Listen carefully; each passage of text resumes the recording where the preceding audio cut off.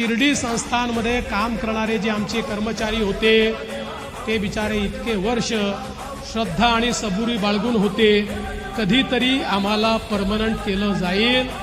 आज आपल्या सरकारने निर्णय घेऊन त्यांनाही परमनंट करण्याचा निर्णय घेतला।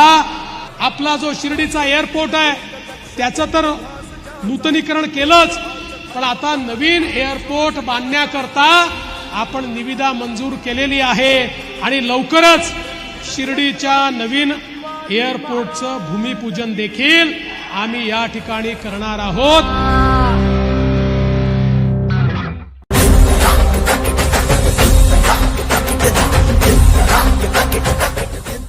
शिर्डी संस्थांमध्ये काम करणारे जे आमचे कर्मचारी होते ते बिचारे इतके वर्ष